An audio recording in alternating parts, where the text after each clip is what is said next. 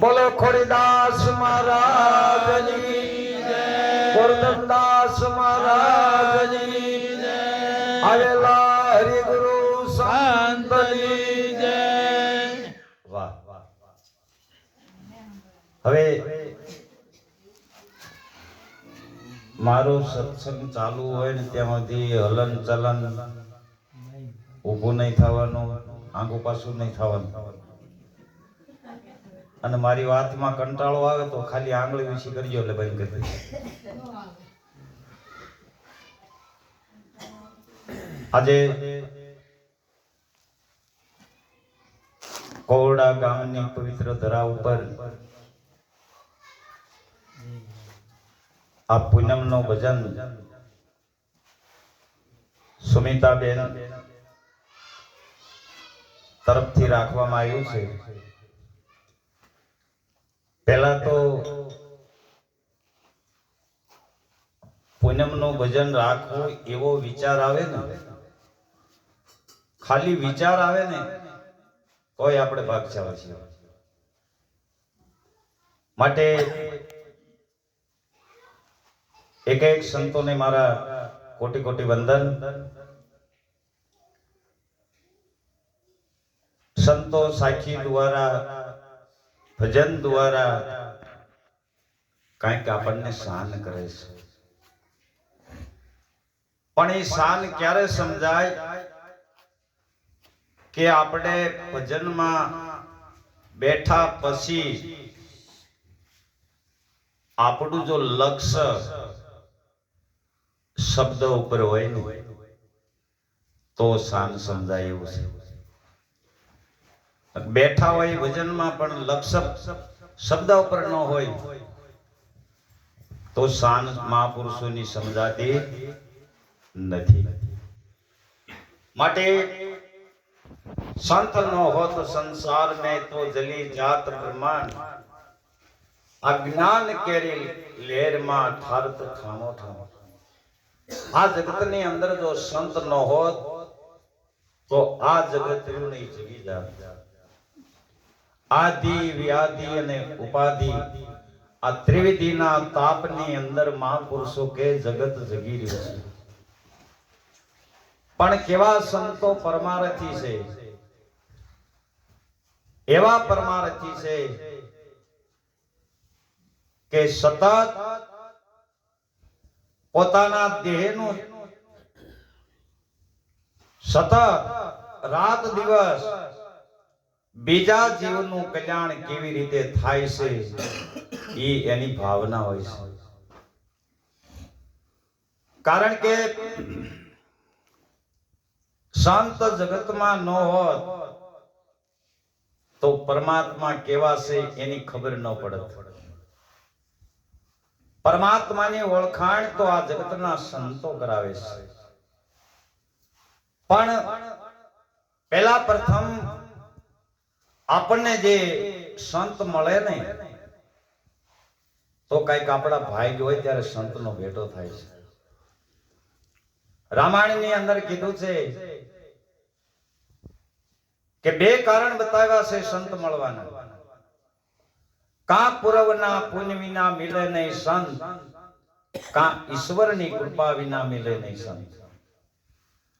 કા પૂર્વના પુણ્યનો જથ્થો આપણો કાંઈક છે તે આપણને સંત મળે, અને કા આપણી ઉપર ઈશ્વરની કૃપા હોય ત્યારે સંત મળે છે. પણ સંત મળે એને ઓળખવાની ઈ બહુ કઠિન છે. સંતને ઓળખવા બહુ કઠિન કામ છે. કારણ કે આ જે સામડાની આંખ રહે ને એ સામડાની આંખથી સંત ન ઓળખાય. પરબની જગ્યામાં સંત દેવીદાસ બાપુના આંગણે જેથી અમરમાં અમે બેસી અને એક પ્રશ્ન પૂછ્યો તો, બાપુ સંતને ઓળખવા હોય તો કેવી રીતે ઓળખવો? આ પ્રશ્ન કર્યો. ત્યારે દેવીદાસ બાપુએ જવાબ આપ્યો કે હે અમર, સંતને ઓળખવા હોય ને તો ભીતરની આંખ જોઈએ. કઈ? જે આપણી ભીતર જે આંખ બંધ પડી લે છે ઈ કોઈ મહાપુરુષ સદગુરુ મળે અને ભીતરની આંખ ખોલી દે ને તો ઈ આંખથી સંત ઓળખાય. તો સામડાની આંખથી જો સંત ન ઓળખાય તો સામડાની આંખથી ઈશ્વર ઓળખાય. હે કૃષ્ણ ભગવાન અર્જુનને કહે છે કે હે અર્જુન, તારે જો મને ઓળખવો હોય તો આ સામડાની આંખથી તું મને નહીં ઓળખી શકે. કોઈ સદગુરુ ના ચરણે જઈ અને જ્યારે દિવ્ય દ્રષ્ટિ તને આપશે ને અને એ દ્રષ્ટિથી તું જોઈશ તો હું ઓળખાઈશ. તો સામડાની આંખથી ઈશ્વર ન ઓળખાય તો સામડાની આંખથી સંત ક્યાંથી ઓળખાય? એ જે ભીતરની અંદર આંખ બંધ પડી છે એને કોઈ મહાપુરુષ સદગુરુ જો મળે, સદગુરુ કીધા હો, ગુરુ મળે તો નહીં. કારણ કે ગુરુ અને સદગુરુમાં જમીન આસમાન નો ફેર છે. ગુરુ છે ને વાટે ને ઘાટે મળે, પણ સદગુરુ વાટે ને ઘાટે મળતા નથી. ગુરુ એને કહેવાય કે જે પકડાવે એને ગુરુ કહેવાય, અને તમે જે પકડ્યું છે એને છોડાવે ને એને સદગુરુ કહેવાય. આને સદગુરુ કહેવાય. આ કરજે, ઓલું કરજે, આમ કરજે એવું કે ને એને ગુરુ કહેવાય. અને જે કાંઈ તમે પકડ્યું છે એને છોડાવે એનું નામ સદગુરુ. સદગુરુનો મહિમા આ જીભથી એનું વર્ણન થાય એવું નથી. અને જગતમાં સદગુરુ મોટામાં મોટા કોઈ દાતાર હોય તો સદગુરુ છે. આ વિશ્વમાં મોટામાં મોટા દાતાર હોય તો સદગુરુ છે. માત પિતા દાતાર છે પણ એ જન્મ દાતા છે, મોક્ષ દાતા નથી. માત પિતા છે એ તો જન્મદાતા છે, પણ સદગુરુ છે ને એ મોક્ષ દાતા છે. એટલે મોટામાં મોટા દાતાર કીધા છે. અને સવારામ બાપાએ પણ ગુરુ મહિમાની અંદર લખ્યું છે કે ગુરુ સમાન કોઈ નહીં દાતા, માત પિતા પુત્ર કે ભ્રાતા, જો નિષદિન ગુરુ શરણ સેવો તો ગુરુ દાન અભય પલમાં દે. આવા જે સદગુરુ જેને મળ્યા છે એની ઉપર, એના વચન ઉપર એવી નિષ્ઠા રાખજો કે મને જે મારા ગુરુ મળ્યા એ સાક્ષાત સગુણ બ્રહ્મ રામ મળ્યા છે. સાક્ષાત સગુણ બ્રહ્મ રામ મળ્યા છે, પ્રગટ રામ મળ્યા છે. એની આજ્ઞામાં રહેજો. અને જેને જેને ગુરુ આજ્ઞા પાળી છે ને એના ઇતિહાસના પાનામાં નામ અમર છે. બાપ ગોળ બંગાળનો રાજા ગોપીચંદ જેથી જંગલમાં ગયા અને સાધુ બન્યા, અને પછી ગુરુએ આદેશ કર્યો કે મારી આજ્ઞાનું પાલન કરે. કે બોલો ગુરુ મહારાજ, આજ્ઞા કરો ને એટલી જ વાર છે. એવા શિષ્ય હોય છે એ ખાલી ગુરુ આજ્ઞા ક્યારે કરે એની વાટ જોઈ બેઠા હોય છે. ગુરુ મહારાજે આદેશ કર્યો કે જા તારા રાજમાં જઈ અને ભિક્ષા લઈ જા. અને 12 વર્ષે જ્યારે ગોપીચંદ પોતાના રાજમાં આવે છે, ભગવા લુગડા પહેર્યા છે, ખંભે જોડી છે, હાથમાં સીપીઓ છે, અને પોતાના રાજમાં આવી, પટાગણમાં આવી અને અલખ નિરંજનનો નાદ કર્યો. મેનાવતી રાણીઓ, કોક સાધુ આવ્યા છે, ભિક્ષા આપો. કોક યોગીરાજ આપણા આંગણે આવ્યા છે, એને ભિક્ષા આપો. આવું જ્યારે મેનાવતીએ કીધું રાણીઓને, અને તેદી રાજની દાસી એટલું કહે છે મેનાવતીને કે માં, ઈ સાધુ બીજો કોઈ નથી, તમારો દીકરો ગોપીચંદ છે. મારો દીકરો ગોપીચંદ. વિચાર કરજો, એક દાસી ઓળખી ગઈ, માં મેનાવતી ન ઓળખી શક્યા, એની રાણીઓ ન ઓળખી શકી, અને એક રાજની દાસી ઓળખી ગઈ કે આ ગોપીચંદ છે. હે માં, આ તમારો દીકરો છે. કે મારો દીકરો આવો ક્યાં હતો? અને જ્યાં નજીક આવ્યા અને એટલું કીધું, ગોપીચંદ, આ માર્ગ તને કોને બતાવ્યો? કે માં ભૂલી ગઈ? તે જ મને કીધું તું. કહે મેનાવતી સુણો ગોપીચંદ, માન શિખામણ મારી, આ રાજના મદમાં અંધ બની ગયો, સંગત કરી નહીં સારી. હે દીકરા, આવી જો દુનિયામાં જનેતા હોય, આવી દુનિયામાં જો માં હોય, તો દીકરાને ભક્તિનો માર્ગ દેખાડે, ભક્તિનો માર્ગ દેખાડે. હે માં, આ માર્ગ તે જ બતાવ્યો તો. હવે મારા ગુરુએ આજ્ઞા કરી છે, એ આજ્ઞા પાળવા માટે હું તમારી પાસે ભિક્ષા લેવા માટે આવ્યો છું. માં, મને ભિક્ષા આપો. અને તેદી આ ગોળ બંગાળની મહારાણી મેનાવતીએ એટલું કીધું હતું, દુનિયામાં કોઈ ભિક્ષા નહીં આપી હોય ને એવી દીકરા હું આજ તને ભિક્ષા આપું છું. કઈ ભિક્ષા? બેટા, હું તને એ ભિક્ષા આપું છું, કાયમ કિલ્લામાં રહીજે. શું કીધું? શબ્દ ઉપર ધ્યાન આપજો. કાયમ તું કિલ્લામાં રહીજે. એટલે ગોપીચંદે સામે સવાલ કર્યો કે હે માં, હવે તો મારે રાજ નથી. રાજ હોય અહીંયા ગઢ હોય, રાજ હોય અહીંયા કિલ્લો હોય, પણ માં તું એમ કસ કે કાયમ કિલ્લામાં રહીજે. મને સોખી વાત કરી તો ખબર પડશે. ત્યારે મેનાવતીએ કીધું, દીકરા, ગુરુ આજ્ઞામાં રહીજે, એ કિલ્લો છે. અને જેને જેને ગુરુ આજ્ઞા પાળે, ન્યા જ ગુરુની કૃપા ઉતરી છે. બાપ, ન્યા જ ગુરુની કૃપા ઉતરી છે. અને ગુરુની જ્યારે કૃપા ઉતરે ને, અને પછી જ હરવાણી ચાલુ થાય, પછી કોરા કાગળમાં જેટલા ભજનો લખવા હોય ને ત્યારે લખાય છે, પાદરા ન લખાય. પછી વેદ ધારા પ્રગટ થઈ જાય. આવી જે મહાપુરુષની સદગુરુની જે વાતો, જ્યારે આપણે વિચાર કરીએ, એનું મનન કરીએ, ત્યારે આપણને ખબર પડે કે આ મહાપુરુષ શું કહેવા માંગે છે. ભજન ગાવું જરૂરી છે, પણ ભજન ગાયા પછી જે સમજવું ને, એ વિશેષ મહત્વનું છે.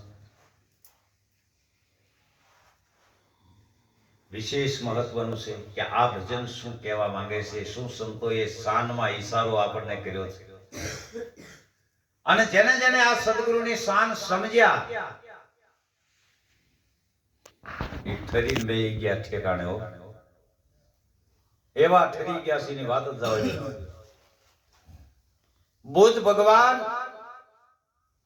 સદગુરુ મહારાજ જ્યારે એને મળ્યા, અને બુદ્ધને બુદ્ધની જ ઓળખાણ કરાવી. કોની? હે બુદ્ધ, તો તને ઓળખસ કે આ પહેલી વાર જ સાંભળ્યું? તું તને ઓળખી લે એવો કહેનારો આજ પહેલી વાર મળ્યો, અને મેં પહેલી વાર સાંભળ્યો. આ કરજે, તે કરજે, જપ કરજે, તપ કરજે, વ્રત કરજે, હોમ કરજે, જાત્રા કરજે, એવા મળ્યા. પણ તું તને ઓળખી લે એવો કહેવા વાળો આજ તમે મળ્યા. તો હું મને નથી ઓળખતો.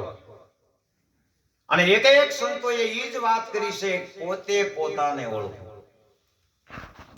તમે કોણ છો એને જાણી લ્યો. અમરેલીના સંત મૂળદાસ પણ ભજનમાં લખે કે પોતે પોતાને ઓળખો, બીજી મેલો પંચાયત. વાત વાતમાં દિવસો વિયા જાય, એક પળ જાય છે 1 લાખની. એક પળ 1 લાખ રૂપિયા દેતા નથી મળતી. અરે કરોડો રૂપિયા દેતા જે પળ મળતી નથી, એ જાય છે. માટે વહેલી તકે જાગી જાયો, જાગવાની જરૂર છે. કેમ આપણો સમય પસાર થઈ ગયો? કેમ આપણે પોતે પોતાને નથી જાણતા?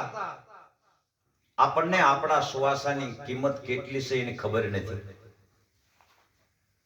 માયાની વાતોમાં, વિષયની વાતોમાં, મારા તારાપણાની વાતોમાં આપણે સુવાસાને વેડફી રહ્યા છીએ. પણ જ્યારે આપણા શ્વાસની કિંમતની ખબર પડશે ને ત્યારે આપણને પછતાવો સિવાય બીજી વાત નહીં આવે. કબીર સાહેબ કાપડ વણતા, તાર ઉપર તાર નાખે, એ હજારો તાર ભેગા થાય ત્યારે એક કાપડ બને.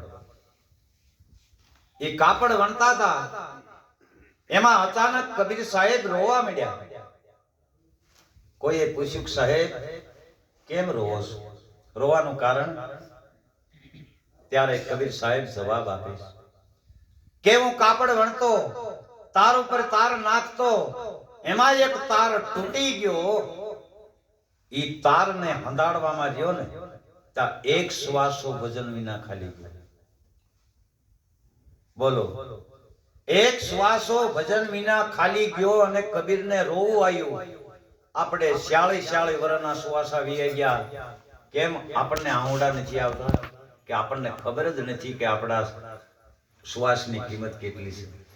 એટલે કીધું કે પોતે પોતાને ઓળખો, બીજી મેલો પંચાયત. વાત વાતમાં દિવસો વિયા જાય, એક પળ જાય છે 1 લાખની. આ ભજન સંત મૂળદાસે ક્યારે લખ્યો? કે જ્યારે એને ગુરુ લોલંગરી બાવા મળ્યા અને મૂળદાસની ઓળખાણ કરાવી, અને પછી આ સરવાણી ફૂટી અને આ વાણી લખી. અરે કે ડાપણના દરિયા ડોળતા ખરી વસ્તુ નહીં આવે હાથ. આ જીતી બાજીને તમે હારશો ને આ બેસીને ભરો બાત. એક પળ જાય છે 1 લાખની. આ બીજી વાતો કરવી ને એ તો ડાપણના દરિયા ડોળવા જેવી વાત છે. હે, બાજરો કાઢી લીધા પછી ધુઆ ધોકાવી એમાં શું વળે? બીજી વાતો છે ને એ તો ધુઆ ધોકાવા જેવી છે. પણ બાજરો જ્યાં સુધી ડુંડામાં છે ને ત્યાં મહેનત કરો તો બાજરો મળશે. પણ બાજરો નીકળી ગયા પછી જે ઓલા ધુઆ રહ્યા ને એ ધોકાવી એમાં શું નીકળે? હે, માટે કીધું કે પોતે પોતાને ઓળખો, બીજી મેલો પંચાયત. પણ હવે પોતે પોતાને કેમ ઓળખવો? આ પ્રશ્ન. પોતાને કેવી રીતે ઓળખવો? એક સંતોએ દ્રષ્ટાંત આપ્યું છે. દ્રષ્ટાંત સામું નહીં જોવાનું, સિદ્ધાંત શું કહેવા માંગે છે એ આપણે પકડવાનું. અત્યારે અહીંયા આપણે બેઠા છીએ અને ઘોર અંધકાર છે, એકાબીજાને કાંઈ દેખાતું નથી એવું અંધારું છે. અને એમાં મહારાજ પ્રશ્ન કરે કે આ હોલમાં ક્યાંય ગલોપ છે? એટલે આપણે શું કહ્યું? ચાલ લગીરી બોલજો એટલે મને ખબર પડે દોડામ જાય. હા, અંધારું છે. અને પ્રશ્ન કરે કે આ હોલમાં ક્યાં ગલોપ છે? તો આપણે શું જવાબ આપશું? ગલોપ નથી દેખાતો એમ જ કહેવી ને. અંધારું છે, ગલોપ તો છે પણ અંધારું છે એટલે ગલોપ દેખાતો નથી.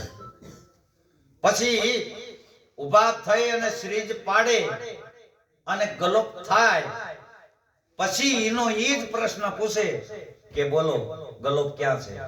તો હું કે આ રહ્યો કે ને. બરોબર, ગલોપને તમે જોયો? કે હા. શેના વડે જોયો? પ્રકાશ વડે. પ્રકાશ થયો તો ગલોપ દેખાડો ને. એમ સૂર્યના પ્રકાશથી સૂર્ય દેખાય, ચંદ્રના પ્રકાશથી ચંદ્ર દેખાય, ગલોપના પ્રકાશથી ગલોપ દેખાય. એમ તમારા આત્મજ્ઞાનના પ્રકાશ વડે તમે તમને ઓળખી શકો. આ હોળવાલને એક રતીની વાત કરું છું. વિચારો, હનુમાનજી અને ગદા આ બે અલગ છે કે એક છે? હનુમાનજી અને ગદા આ બે અલગ છે કે એક છે? બોલો તો ખરા.